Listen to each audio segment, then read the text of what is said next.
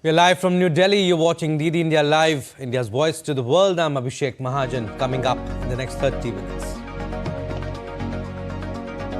Millions left to know as total solar eclipse sweeps Mexico, US and Canada. North Americans celebrate with cheers, music and matrimony. The first solar eclipse to darken the continent in 7 years. Israel PM Netanyahu set stage for Rafah offensive as Gaza truce talks remain deadlocked. UN Security Council refers Palestine's full UN membership bid to committee. Election fever grips India with parties scrambling to secure victory. India's PM Narendra Modi to hold rallies in Uttar Pradesh and central Indian state of Madhya Pradesh, to lead roadshow in South Indian state of Tamil Nadu. Spring festival season begins with Navratri, Gudi Padwa, Ugadi, marking the beginning of Hindu New Year. Celebrations begin across India.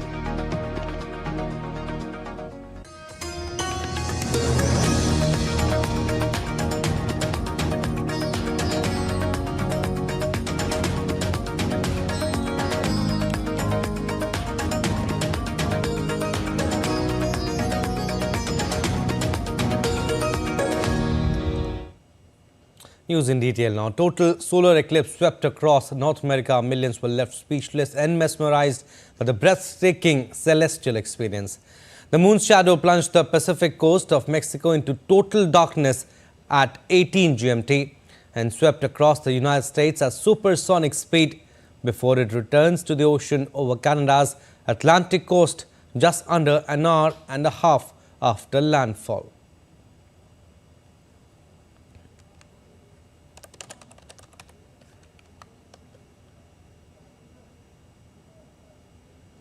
A total solar eclipse was visible across Arlington, Texas for the first time since 1878 on Monday.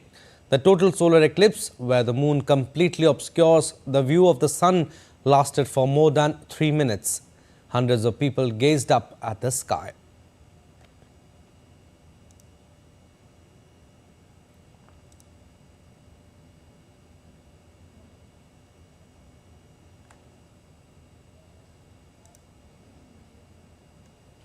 And people in New York City saw a partial eclipse which peaked at 89% totality at 3:25 p.m. local time. About 32 million people in the United States live within the path of totality.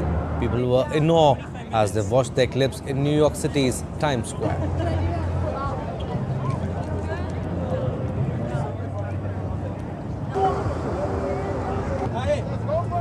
Чего делаем? Можно, наверное, сделать все.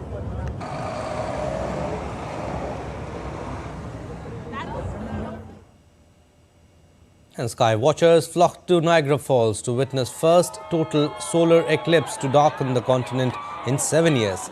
In the roaring cascades of Niagara Falls at the US-Canadian border, spellbound crowds reacted to the sight of totality with jaw-dropping expressions of awe and joy.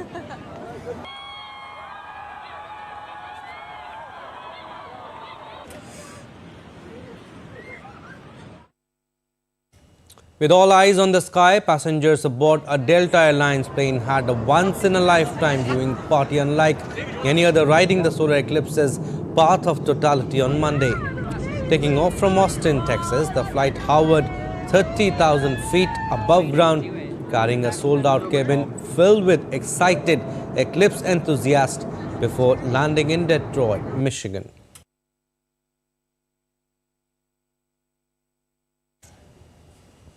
Aerial footage showed people gathering at a beach in Canada when the skies darkened under the approaching lunar shadow.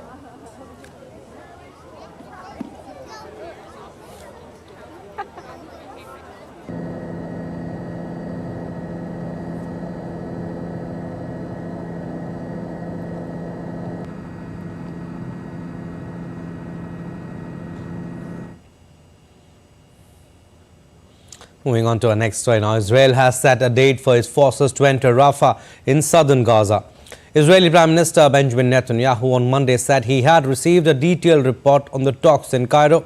He said Israel is working around the clock to achieve a complete victory over Hamas. I received a detailed report on the talks in Cairo. We are constantly working to achieve our goals. First and foremost, the release of all our hostages and achieving a complete victory over Hamas. This victory requires entry into Rafah and the elimination of the terrorist battalions there. It will happen. There is a date. Now, Hamas has rejected an Israeli ceasefire proposal made at talks in Cairo. Israeli and Hamas officials say no significant progress has been made in the latest round of Gaza truce talks in Cairo, attended by representatives from mediators Egypt, Qatar and the United States. A senior Hamas leader told Reuters news agency that Hamas has rejected the latest Israeli proposals. Earlier on Monday, Egypt state media said that some progress had been made in the Cairo talks. The United States said it has not been briefed on a date for Israel's offensive of Rafah. State Department spokesperson Matthew Miller told reporters at a regular news briefing that Washington does not want to see a full-scale Rafah offensive.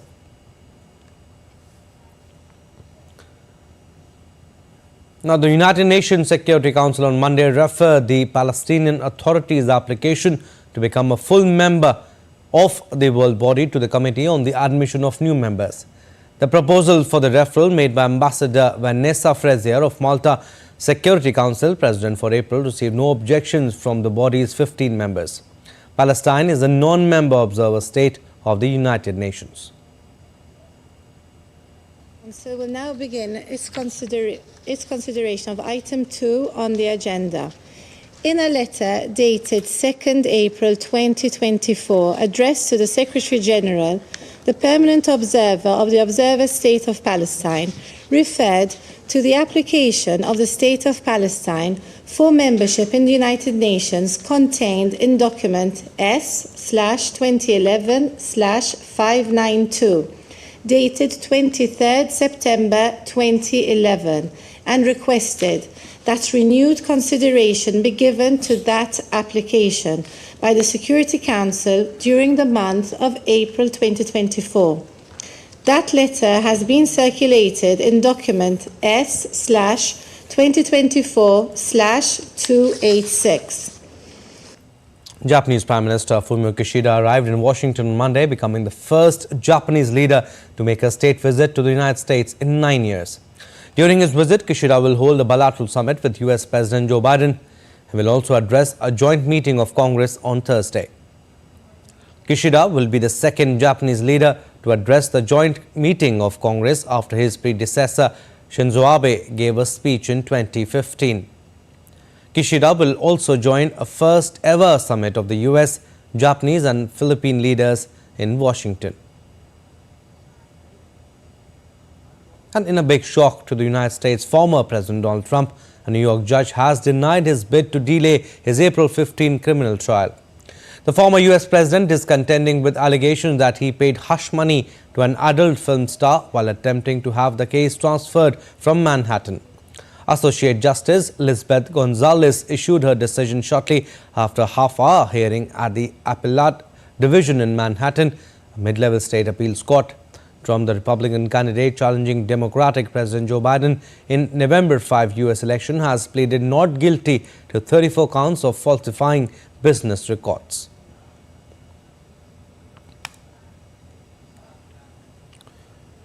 As gang violence grapples Haiti, leaders have approved a deal for a temporary government to steer the Caribbean nation out of gang-fueled chaos. Though the details must first be approved by the ongoing authorities, late on Sunday, the Transition Council members submitted their plan to CARICOM, the regional organization for the Caribbean. A 9-member council comprising 2 observers and 7 voting members is established under the accord, whose purpose is to prepare the ground for presidential elections by the beginning of 2026. The new government will take over for departing Prime Minister Ariel Henry, who tendered his resignation on March 11 following a spike in gang-related violence in Haiti.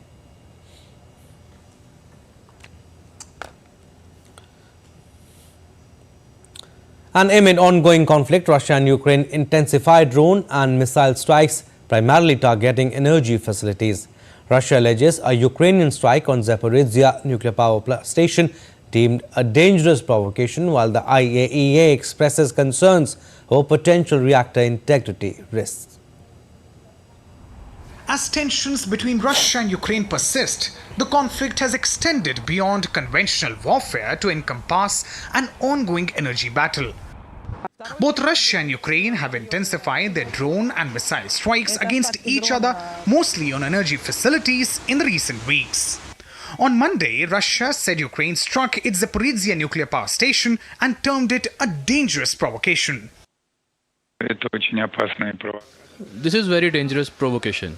IAEA staff who were on site were able to witness the attacks. This is very dangerous practice that has very bad negative consequences in the long term. Unfortunately, the Kyiv regime continues its terrorist activity. Meanwhile, reacting to the attack on Zaporizhzhia nuclear power plant, the International Atomic Energy Agency maintained this was a serious incident with the potential to undermine the integrity of the reactor's containment system. The situation is serious, the consequences are there, and they are real. We are not here talking about a treaty or a convention or a legal agreement. What we have is 5 basic principles. Don't attack the plant, don't attack from the plant, don't make the plant a military basis, don't cut the external power supply, etc., etc. So these things are things that must be done. The Zaporizhzhia nuclear power station reported on Monday the downing of a Ukrainian drone above reactor number 6. The plant confirmed the incident, stating the drone fell onto the reactor's roof. Reactor number 6, currently inactive, was unaffected by the incident. However, Ukraine has denied an attack on the power station. The recent spate of attacks on Russian oil refineries and now on nuclear power plants in Ukraine underscores the intensification of the energy war between the two nations. As Ukraine retaliates against Russia's aggression, the conflict threatens to further destabilize the region and escalate tensions on the global stage. Now, French President Emmanuel Macron met with British Prime Minister Rishi Sunak via video conference on Monday to mark the 120th anniversary of the Entente Cordiale. The Entente Cordiale, dating back to 1904, put a stop to centuries of military rivalries between France and Britain to see the two European powers fight on the same side during 2 world wars. The two leaders were expected to speak of bilateral relations a year after a French-British summit in Paris and before a meeting of the European political community, which will be held in Britain on July 18th. British and French Guards swapped roles for changing of the Guard ceremonies on Monday, marking 120th anniversary of the Entente Cordiale. Grenadiers of the British Royal Household and the French Guard marched at the Élysée Presidential Palace in Paris. French President Emmanuel Macron and British Ambassador to France, Maynard Rawlings, watched British Guards taking part in the ceremony. Signed in 1904, the accord is a series of agreements which settled former disputes and significantly improved relations between the countries. This is the first time in the history of the Élysée Palace that foreign troops were invited to take part in the military ritual.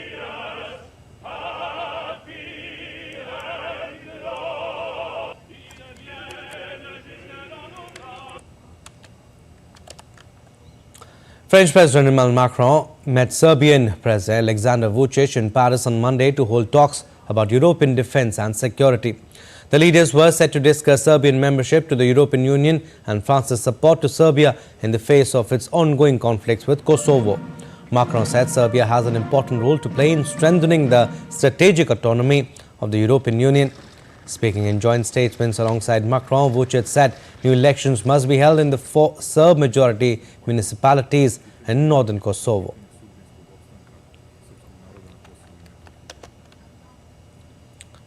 Now, one of the worst floods in decades have hit a string of Russian regions in the Ural Mountains and Siberia, alongside parts of neighboring Kazakhstan in recent days.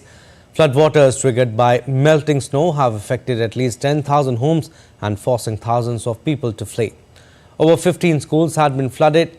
Meanwhile, Russian President Vladimir Putin declared an emergency in the Orenburg region after the Ural River, Europe's 3rd longest river, swelled several meters in hours and burst through a dam embankment in the city of Orsk.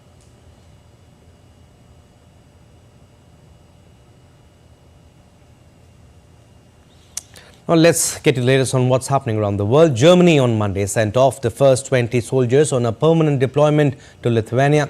The two countries had agreed to station a German brigade in the Baltic state last year.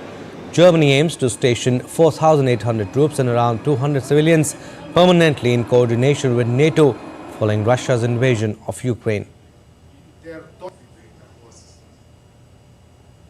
US tech giant Microsoft has announced plans for a new artificial intelligence hub in UK's London.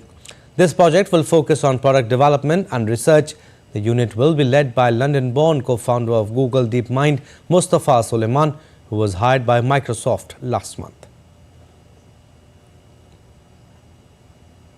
All right, still to come on this edition of DD India Live.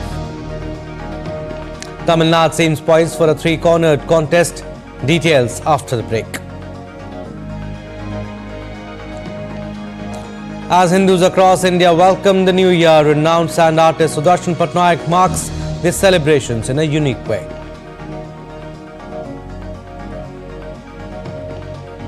And Sumit Nagal creates history, first Indian man to win main draw match at Monte Carlo Masters.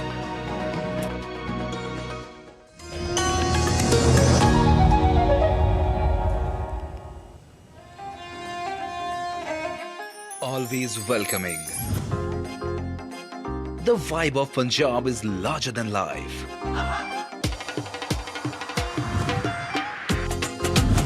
Warm up to grandeur that's beyond compare.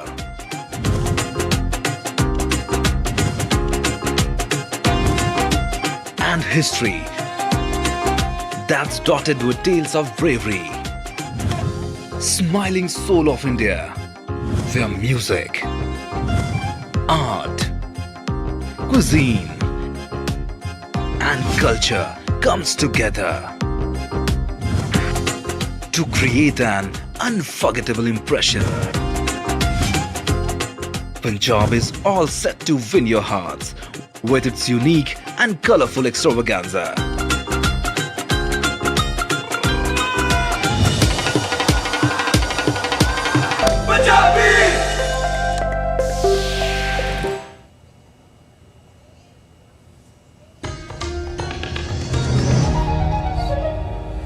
Welcome back. You're watching DD India Live. I'm Abhishek Mahajan. Let's now get to the latest on the world's largest democratic elections in India.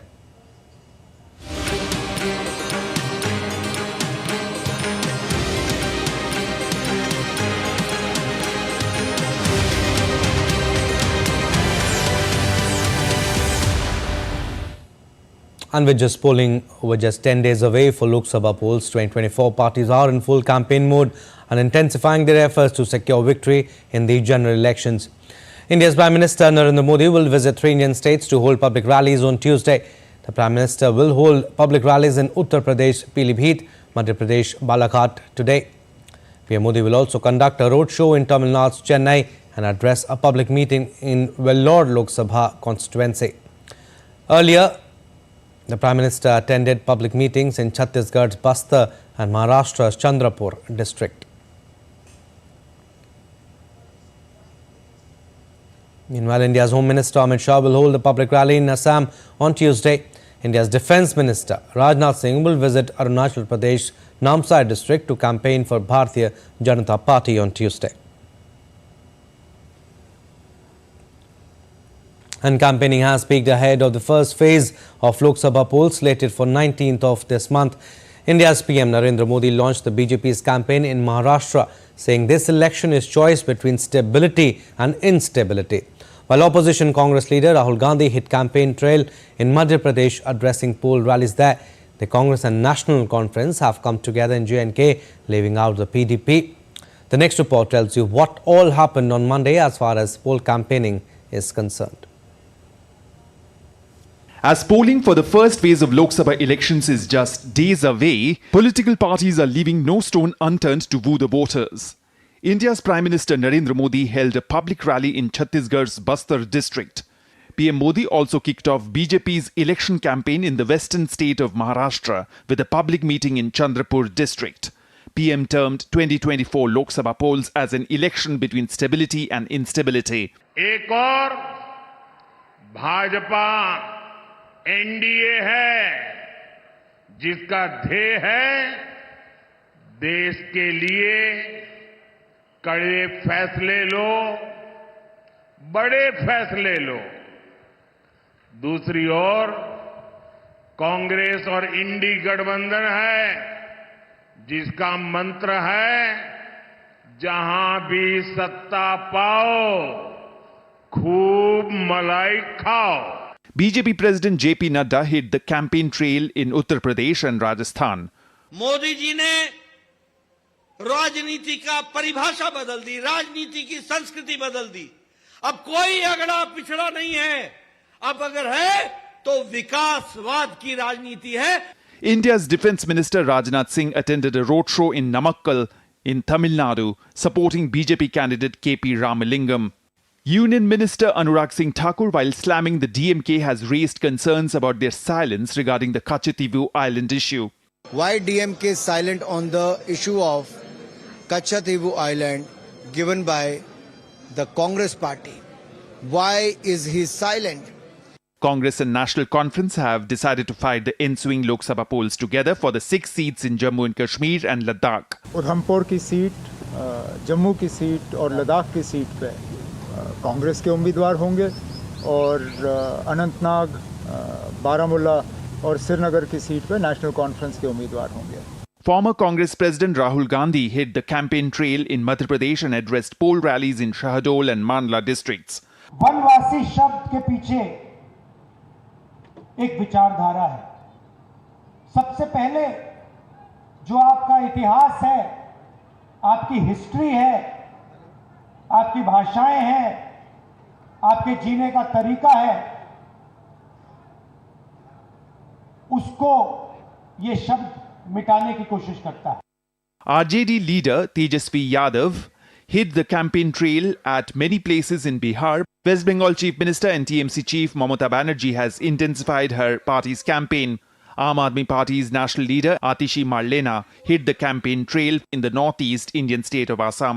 And the EC is also leaving no stone unturned to make elections violence-free. And in order to prevent any kind of violence or an untoward incident during the election, the State Election Department of the Northeast Indian state of Tripura has launched the Mission Violence-Free Election 2024. ये हम लोगों का दायित्व है कि हम समाज के सभी तत्वों से ऐसा संवाद बनाएं, ऐसा संवाद स्थापित करें जो हिंसा रूपी जो तत्व है वो बाहर आए ही नहीं। The Election Commission of India posted an awareness video on social media platform X as part of its election-related activities in the Union Territory of Jammu and Kashmir. Bureau Report, DD India. Now, senior citizens and specially able people have now the option to cast their votes from the comfort of their homes for the Lok Sabha elections 2024. West Tripura District Election Officer Vishal Kumar announced that individuals aged 85 and above and specially able people can cast their votes from their homes starting Tuesday using Vote from Home facility. The polling stations will be movable to their homes along with polling officers, presiding officers, representatives from all the candidates and security officers. He stated that the Election Commission of India has the motto that every vote matters. He added a list of these voters have been prepared and requisition forms have been received from them by March 25th. From 9th April, their votes will be collected from their homes. And 39 Lok Sabha seats from Tamil Nadu will go to polls on April 19. Unlike in 2019, Tamil Nadu in 2024 seems poised for a three-cornered contest with the ruling DMK-led front remaining cohesive. The BJP-led National Democratic Alliance roping in one more party, that is the PMK, and the AIA-DMK being left with smaller organizations. A report.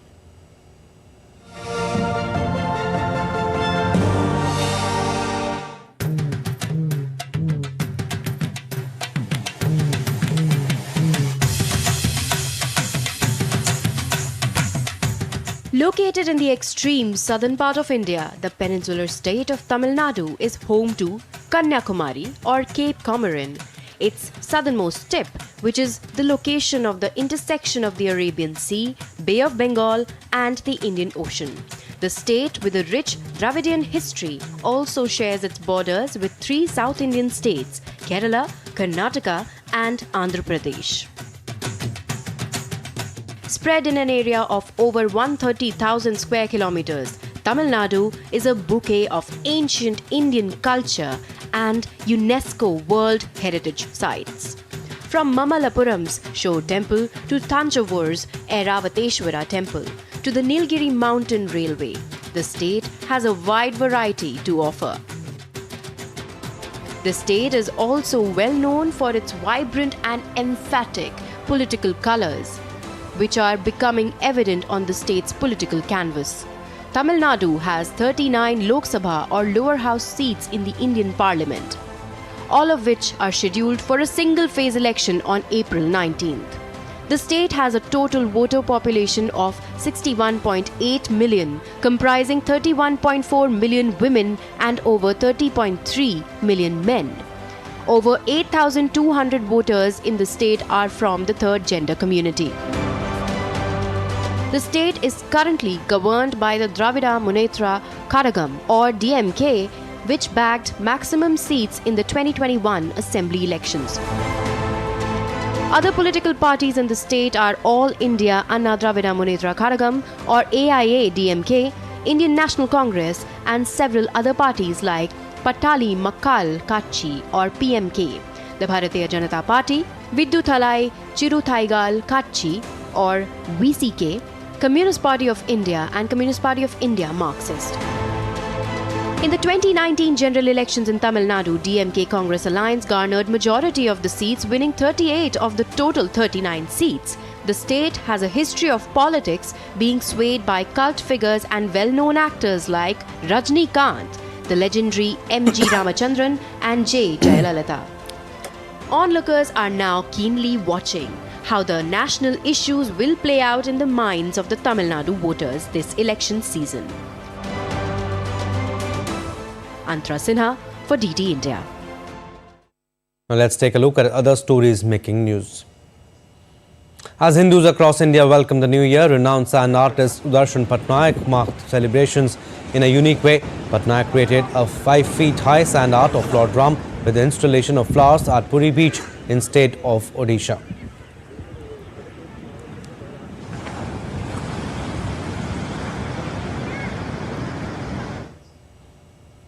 Today marks the first day in Hindu New Year. In North India, temples echoed with hymns to Lord Ram as devotees thronged to offer prayers early morning. Tennis now. Sumit Nagal created history as he became the first ever Indian man to record a main draw win at Monte Carlo Masters. He defeated Italy's Matteo Arnaldi in the first round on Monday. The unseeded 95th ranked Nagal became only the third Indian ever to feature in the main draw in Monte Carlo after Vijay Amritraj and Ramesh Krishnan. Nagal came from a set down to beat world number 35 5-7, 6-2, 6-4 in 2 hours and 37 minutes. And that's all for this edition of DD India Live. But do let us know your thoughts on the news of the day. You can connect with us on Facebook, X and Instagram. We'll be back with more news as it breaks here on DD India. I'm Abhishek Mahajan. From all of us here in Delhi, thanks for watching DD India Live.